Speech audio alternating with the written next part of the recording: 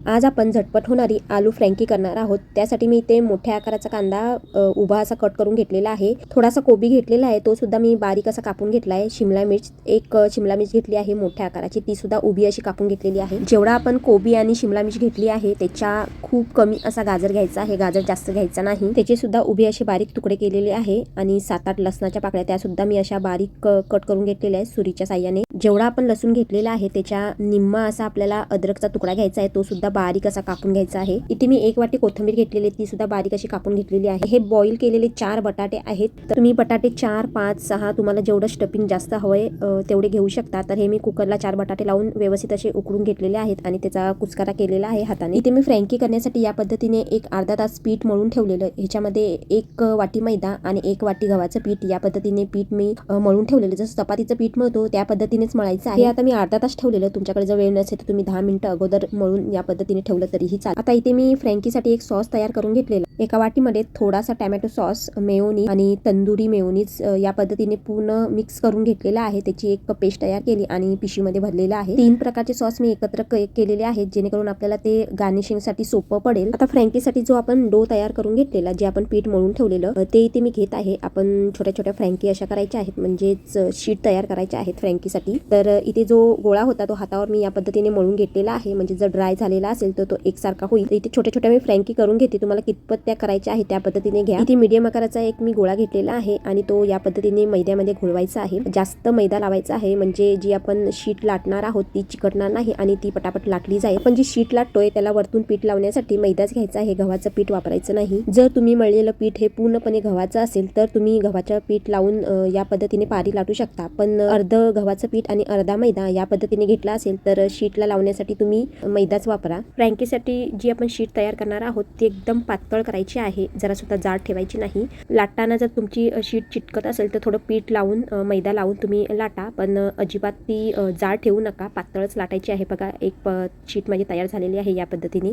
इतपत तुम्हाला पातळ लाटायची आहे। जर तुम्ही जाड लाटली तर फ्रँकी खाताना जो क्रंच असतो तो येत नाही फ्रँकीमध्ये, म्हणजे शीटमध्ये येत नाही आणि ती खाताना पण खूप जाड अशी वाटते। तुम्ही तयार केलेलं पीठ हे पूर्णपणे गव्हाचं असेल, ज्या पद्धतीने तुम्ही चपाती करता त्या पद्धतीने चपाती करून तुम्ही फ्रँकी तयार करू शकता, पण ह्याच्यामध्ये मी मैदा मिक्स केलेला आहे त्यामुळे मी हे पातळ लाटत आहे। आता 1-2 शीट या मी प्लेनच ठेवल्या, पण या शीटला मी या पद्धतीने फोकच्या चमच्याने एक ठोचे मारून घेते, म्हणजे ही आपल्याला जी फ्रँकी करायची आहे किंवा शीट करायची आहे ती फुगवायची नाही, म्हणजे ती चपटीच ठेवायची आहे, जरा सुद्धा फुलून द्यायची नाही। त्याच्यामुळे मी अशी या पद्धतीने फोकच्या चमच्याने ठोचे मारलेले आहेत।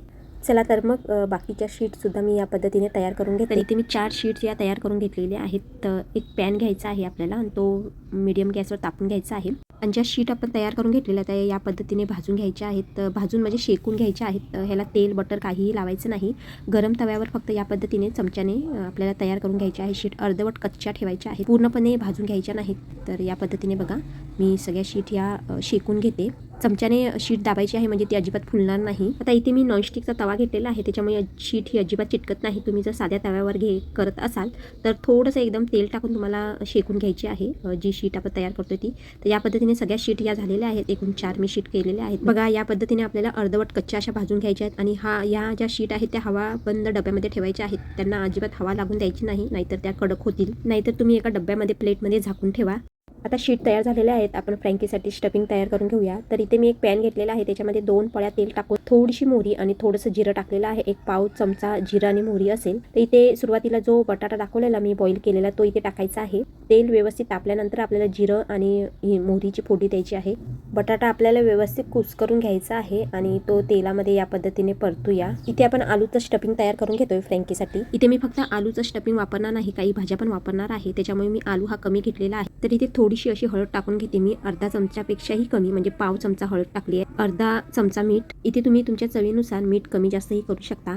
अर्धा चमचा लाल तिखट आणि इथे 2 मिरच्या मी कापून घेतलेल्या, बारीक अशा कापलेल्या आहेत। तुम्ही जर तिखट जास्त खात नसाल तर हिरव्या मिरच्या टाकू नका आणि चटणीही कमी टाका। तर इथे मला स्पायसी करायचं होतं म्हणून मी चटणी आणि हिरव्या मिरच्या दोन्ही टाकलेल्या आहेत। तर सगळा मसाला हा एकत्र करूया, एकजीव करूया। इथे थोडंसं मी टाकत आहे चिली फ्लेक्स. चिली फ्लेक्स हे खूप तिखट असतं म्हणून खूप कमी टाकलेलं आहे. तुम्ही कमी तिखट खात असाल तर चिली फ्लेक्स अजिबात टाकू नका.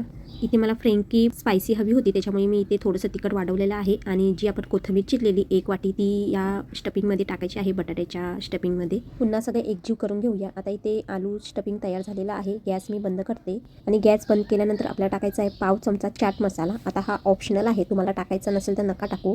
इथे मी पाव चमच्यापेक्षाही कमी टाकलेला आहे पेरी पेरी मसाला. माझ्याकडे होता म्हणून मी टाकलेला आहे, नसेल तर नका टाकू. आता या स्टफिंगमध्ये किंवा फ्रँकीमध्ये मी जे काही मसाले दाखवले आहेत त्यातले तुमच्याकडे नसतील तर तुम्ही नाही टाकले तरीही चालेल. जे घरामध्ये आहे ते टाकून तुम्ही फ्रँकी करू शकता. आता हे आलूचं स्टफिंग तयार झालेलं आहे. एका बाउलमध्ये पूर्णपणे काढून घेते आणि त्याच पॅनमध्ये थोडंसं तेल टाकून, थोडंसं म्हणजे 1-2 चमचा तेल असेल, बाकीच्या भाज्या आपण फ्राय करून घेऊन घ्या. तर इथे अद्रक आणि लसूण बारीक असं चॉप करून घेतलेलं ते ह्याच्यामध्ये टाकूया. जास्तही बारीक करायचं नाही, खाताना थोडंफार दातामध्ये येईल इतपत बारीक करायचं आहे. तेल व्यवस्थित तापून झाल्यानंतर मी अद्रक लसूण टाकलेला आहे. त्याच्यानंतर कांदा व्यवस्थित असं फ्राय करून घ्यायचं आहे. सुरुवातीला ज्या मी भाज्या दाखवल्या त्याच्या व्यतिरिक्त तुमच्या आवडीनिवडीनुसार तुम्ही भाज्या घेऊ शकता. तर इथे मी कोबीसुद्धा टाकून घेते. कांदा टाकून परतून घेतलेला आहे, कोबी टाकलेला आहे. इथे माझ्याकडे कांद्याची पात नव्हती म्हणून मी टाकलेली नाही. तुमच्याकडे जर असेल तर जरूर टाका. कांद्याच्या पातीने खूप सुंदर अशी चव येते. तर इथे शिमला मिरचसुद्धा मी टाकून घेतलेली आहे आणि जे उरलेलं गाजर ते सुद्धा टाकून आपण व्यवस्थित असं भाज्या फ्राय करून घेऊया. एक क्रंचीपणा आणून द्यायचा आहे भाजीला. गॅस मी इथे मोठा केलेला आहे 2 मिनिटासाठी आणि भाज्या परतून घ्यायच्या आहेत. आता इथे आपण थोडे मसाले टाकूया. अर्धा चमचा मीठ टाकलेला आहे, अर्धा चमचा रेड चिली सॉस, अर्धा चमचा सोया सॉस आपल्याला कमी टाकायचा आहे, 1 चमचा टॅमॅटो सॉस आणि 1 चमचा शेजवान चटणी. या पद्धतीने टाकून पूर्णपणे मिक्स करून घ्यायचं आहे भाजीमध्ये. सर्व प्रकारचे सॉस टाकताना आपल्याला गॅस हा पूर्णपणे मीडियम करायचा आहे. मीडियम म्हणजे खूपच बारीक करायचा आहे, मोठा ठेवायचा नाही, नाहीतर जे आपण सॉस टाकतो त्याचा फ्लेवर येत नाही, जसा पाहिजे तसा आपल्याला फ्लेवर येत नाही भाजीमध्ये आणि सॉसही जळून जातात. सर्व सॉस एकत्र करून 2 मिनिटासाठी मी स्टफिंग झाकून ठेवतो. आता हे स्टफिंग तयार आहे. भाज्या आपल्याला अर्धवट शिजवायच्या आहेत, पूर्णपणे शिजवायचं नाही. आता इथे तुम्हाला तुमच्या आवडीनिवडीनुसार सॉसचं प्रमाण कमी जास्त करायचं आहे, पण सोया सॉस हा कमीच टाकायचा आहे, तो खूप स्ट्रॉंग असतो. सुरुवातीला जे आपण शीट तयार करून घेतलेल्या अर्धवट कच्च्या अशा त्या इथे घ्यायचा आहे. मीडियम गॅसवरती पॅन ठेवून या पद्धतीने त्याला थोडंसं बटर वगैरे लावून आपल्याला शेकून घ्यायचं आहे. गरम करायच्या आहेत पहिल्या केलेल्या तशा त्या पद्धतीने. या सुद्धा आपल्याला जास्त शेकायच्या नाहीत, म्हणजे एकदम आपण चपाती किंवा नान वगैरे त्या पद्धतीने आपल्याला हे शेकून घ्यायचं नाही. एक 10% आपल्याला कच्चं ठेवायचंच आहे. सगळ्या शीट या पद्धतीने तुम्हाला बटर लावून किंवा तेल लावून एक 10% थोड्याफार कच्च्या राहतील या पद्धतीने शेकून घ्यायच्या आहेत. तर चला आपण फ्रँकी तयार करायला घेऊया. तर इथे एक मी शीट घेतलेली आहे आणि जे आपण बटाट्याचं स्टफिंग तयार करून घेतलेलं तर या पद्धतीने मी शीटवरती ठेवलेलं आहे मधोमध. आणि ज्या भाज्या आपण तयार करून घेतलेल्या त्यासुद्धा मी या बटाट्याच्या भाजीवर ठेवलेल्या आहेत किंवा बटाट्याच्या स्टफिंगवरती. तुम्ही पूर्णपणे बटाट्याची भाजी पसरली तरीही चालेल, किंवा जे आपण भाज्यांचं स्टफिंग तयार केलेलं ते पूर्णपणे चपातीवरती किंवा शीटवरती पसरवलं तरीही चालेल. तुम्ही तुमच्या पद्धतीने ही शीट तयार करू शकता, ज्या पद्धतीने तुम्हाला करायची आहे त्या पद्धतीने. तुम्हाला जर सॉस पूर्ण शीटला लावायचा असेल, चपातीला लावायचा असेल तर त्या पद्धतीने तुम्ही लावून शीट तयार करा. लहान मुलांना आवडतं म्हणून मी इथे थोडंसं चीजसुद्धा किसलेलं आहे. तुम्ही तुमच्या पद्धतीने तयार करा आणि थोडासा सॉससुद्धा टाकलेला आहे. जास्तीचे सॉस तुम्हाला आवडत नसेल तर तुम्ही फक्त टॅमॅटो सॉस लावून सुद्धा ही फ्रँकी तयार करू शकता. तुम्ही तुमच्या आवडीनिवडीनुसार हा रोल तयार करा. तर इथे बटर लावलेलं आहे पॅनला आणि ही फ्रँकी आता मी शेकून घेते. तुम्ही तुमच्या आवडीनिवडीनुसार फ्रँकीमध्ये स्टफिंग भरा. आता इथे मी थोडंसं जास्त भरलेलं आहे स्टफिंग. तुम्हाला जसं आवडत असेल त्या पद्धतीने भरा आणि फ्रँकी तयार करा. तर इथे या फ्रँकी 2 तयार झालेल्या आहेत. गॅस मीडियम ठेवून या आपल्याला शेकून घ्यायच्या आहेत आणि गरम गरम लहान मुलांना खायला द्यायचं आहे. खायला देताना जर त्याच्यावरती तुम्हाला सॉस लावायचा असेल किंवा चीज किसायचं असेल तर त्या पद्धतीने तुम्ही मुलांना करून द्या. तर इथे मी थोडंसं चीज किसलेलं आहे, कारण चीज हे लहान मुलांना खूप आवडतं, आणि थोडासा सॉस. तर इथे ही व्हेज फ्रँकी म्हणजेच आलू फ्रँकी तयार झालेली आहे, जी मुलांना खूप आवडते. ही आलू फ्रँकी तुम्हाला आवडली असेल तर एक लाईक करा आणि चॅनलला सबस्क्राईब करा. थँक्यू.